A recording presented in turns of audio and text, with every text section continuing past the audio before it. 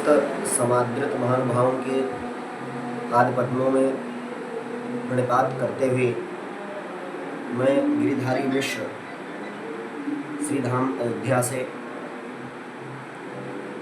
आज मैं आपके बीच समस्त दर्शकों के मध्य में एक विषय को लेकर के प्रस्तुत हूँ, जो कि इटावा का विषय है।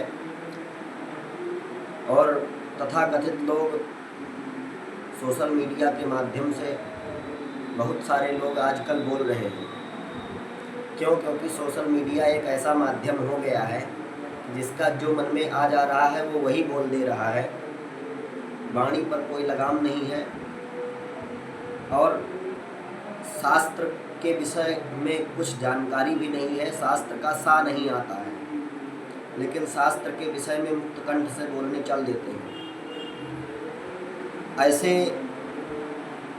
धर्माभास और धर्म के धूमकेतुओं के विषय में आज हम कुछ चर्चा करेंगे। कुछ लोग आजकल अपना वाग विसर्ग करते हैं, कुछ भी बोल देते हैं। इटावा में जो विषय है उसको हमको गंभीरता पूर्वक सोचना चाहिए। समस्या ये है कि हम विषय को गहराई से जानते नहीं हैं और कुछ भी बोलने लगते हैं। अब कुछ लोग कहते हैं कि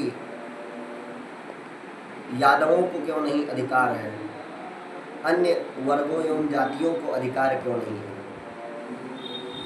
कहते हैं, अब इसके विषय में हमारे शास्त्रों में लिखा हुआ है, श्रुति स्मृति ममई वाक्यः, भगवान ने स्पष्ट कहा है कि श्रुति और स्मृति, श्रुति मतलब वेद और स्मृति माने धर्मशास्त्र, ये भगवान की आज्ञा है। भगवान कहते हैं यस्तु उल्लंघ्य वर्तते, जो इसकी उल्लंघन करता है वो भगवान का भक्त नहीं हो सकता और ना तो वो सत्पुरुष ही हो सकता है। तो कहने का तात्पर्य है तस्मात् शास्त्रम प्रमाणम ते कार्याकार्य व्यवस्थितौ, क्या करना है और क्या नहीं करना है ये हमारे शास्त्र ही निर्देश करते हैं। जो हमको शास्त्र निर्देश करते हैं हमको वही परिपालन करना चाहिए। समस्या ये है कि आजकल सब लोग कर्म कर्म कह करके और सोचते हैं कि बस जैसे जो कर्म करने लगिए बस वही बन जाइए। अगर हम ब्राह्मण का कर्म करने लगे बस ब्राह्मण हो जाएं। हम आप कहते हैं कि जो कर्म के द्वारा कुछ लोग उदाहरण देते हैं कि चातुर्वर्ण्यम मया सृष्टिम गुणकर्म विभागसा, ये गीता में भगवान ने कहा है कि भगवान ने 4 वर्ण बनाए हैं, इनके गुण और कर्म भी अलग अलग बनाए हैं। गुण कर्म का मतलब इनका क्या कर्तव्य है, इसके भी अलग अलग विभाग बताए हैं। भगवान श्री कृष्ण ने भागवत जी के 10वें स्कंद में कहा है कि ब्राह्मण, क्षत्रिय, वैश्य और शूद्र, इन 4 वर्णों का क्या क्या कर्तव्य है और क्या क्या करना चाहिए, किस प्रकार से अपनी जीविका चलाएं, इसका भी वर्णन भगवान ने किया है। नंद बाबा से भागवत जी में ही कहते हैं भगवान कि वर्तेत ब्रह्मणा विप्रो राजन्यो रक्षिता हुआ वैश्यस्तु वार्तया जीवेत शूद्रस्तु द्विज सेवया। वर्तेत ब्रह्मणा विप्रो अर्थात ब्राह्मण जो है वो अपने शास्त्र और पुराण का विस्तार करके, शास्त्र और पुराण का उपदेश दे करके अपनी जीविका चलाए। और राजन्यो रक्षिता हुआ, राजा लोग अपना जो राज्य कर्म है, नौकरी है, ये सब करके अपनी जीविका चलाएं। और वैश्य लोग अपना व्यापार करके अपनी जीविका चलाएं। और शूद्र लोग जैसे बढ़ई हैं तो उनको लकड़ी का काम है, दर्जी हैं तो इनको कपड़े का काम है। लेकिन आजकल समस्या ये है कि अपना अपना काम सब लोग छोड़ दिए हैं, इसीलिए कुछ तथाकथित लोग जो मुस्लिम वाले लोग हैं वो सब दर्जी का काम करने लगे हैं और नाई का काम मुस्लिम ही बाहर करने लगे हैं। क्यों? क्योंकि अब चारों वर्ण ब्राह्मण क्षत्रिय वैश्य शूद्र अपना कार्य करना सब भूल गए हैं। क्यों? क्योंकि आजकल कलयुग है, कोई कुछ भी कह दे रहा है, बस उसी को धर्म मान ले रहे हैं। और स्पष्ट रूप से लिखा हुआ है कि किसका क्या धर्म है। मनमाना हम कुछ भी कह दें वो धर्म नहीं हो सकता है। मनमाना कुछ भी कह दें तब तो ब्राह्मण भी कुछ कह देगा। अब जैसे कहते हैं कि यादव लोग कथा क्यों नहीं कर सकते, अन्य जातियां कथा क्यों नहीं कर सकती, लोअर कास्ट के लोग कथा क्यों नहीं कर सकते। तो कथा की भी एक श्रेणी होती है, कथा की का भी एक नियम होता है। भगवान महाभारत में कहते हैं कि ना भयम देव दैत्येभ्यो रक्षोभ्यश्चैव मे नृणाम शूद्र वक्त्राच्युतम ब्रह्मो भयम तु मम सर्वदा। भगवान कहते हैं, न तो हमको देवताओं से भय है, न तो राक्षसों से भय है, और न तो दैत्यों से ही भय है। केवल भय उसी से है कि कहीं अपात्र व्यक्ति, जो योग्य व्यक्ति नहीं है कथा के, ऐसा व्यक्ति कथा करे तो मैं भी डरने लगता हूँ। अब कह रहे हैं कुछ लोग कि भगवान स्वयं यादव थे, तो जब भगवान यादव थे तो यादव कथा क्यों नहीं कर सकता है। अच्छा, आप अगर भगवान को यादव मान रहे हो, भगवान को मान रहे हो, भगवान कृष्ण को, तो हम कहते हैं भगवान कृष्ण की ही वाणी है भागवत, क्योंकि भगवान कृष्ण ही कहे हैं। भागवत का उपदेश स्वयं भगवान ने ही किया है, ब्रह्मा जी के अंतःकरण में अपने संकल्प मात्र से ज्ञानोपदेश किया है। तेने ब्रह्म हृदय आदि कवये मुह्यन्ति यत् सूरयः। तो ब्रह्मा जी के हृदय में भी संकल्प मात्र से ज्ञान भगवान ने ही प्रकट किया है।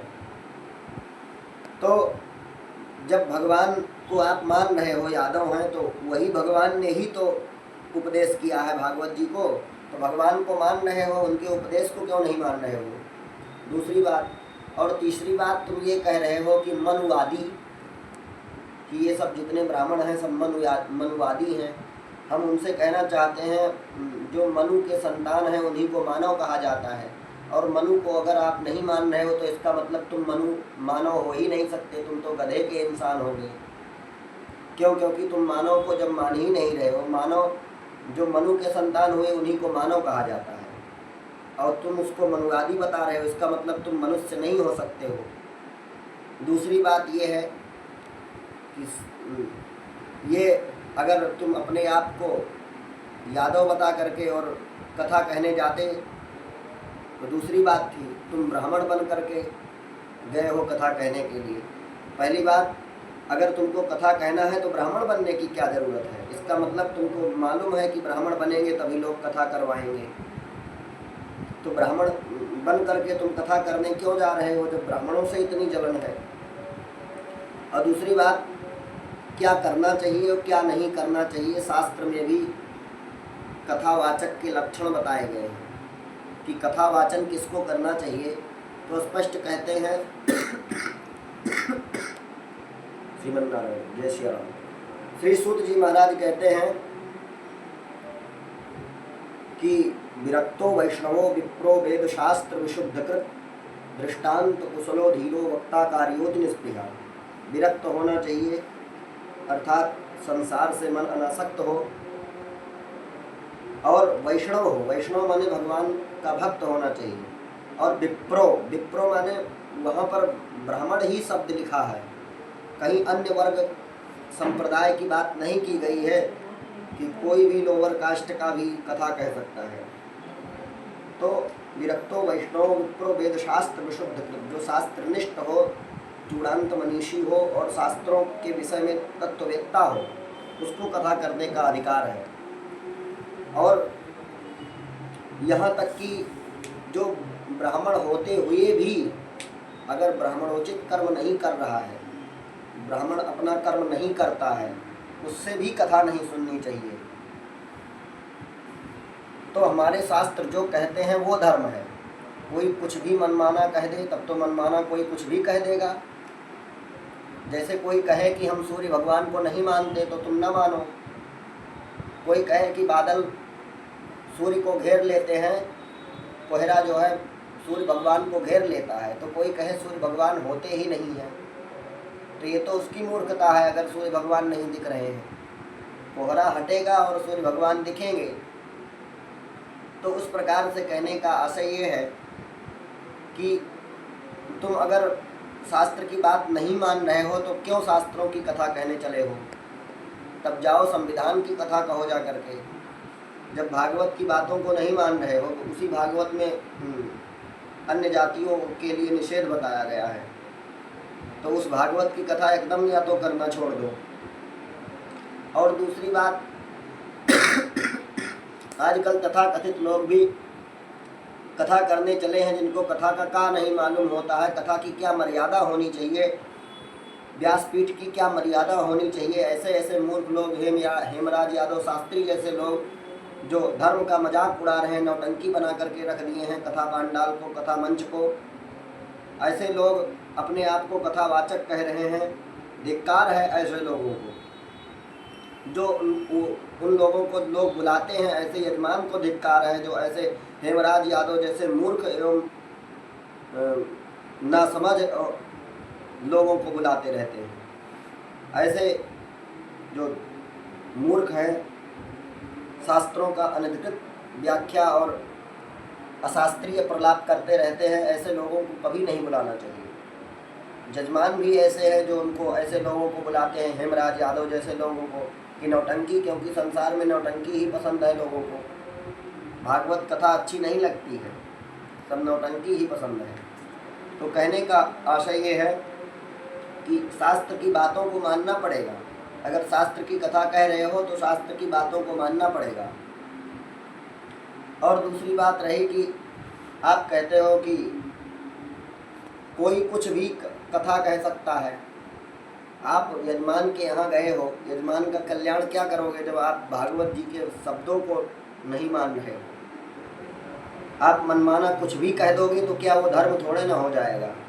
जैसे एक व्यक्ति काशी में गए तो उन्होंने कहा कि मैं शास्त्रार्थ करना चाहता हूँ, तो कुछ पंडित लोग इकट्ठा हो गए और शास्त्रार्थ करने के लिए आ गए।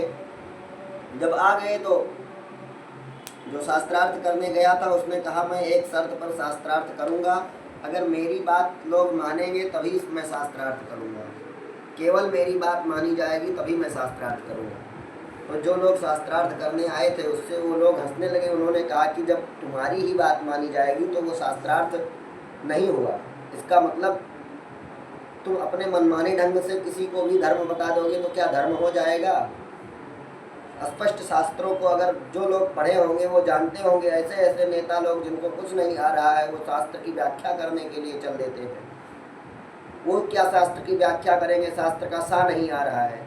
शास्त्र की अगर व्याख्या करना है तो किसी धर्मगुरु एवं शंकराचार्य जगत गुरु के पास में जाना पड़ेगा।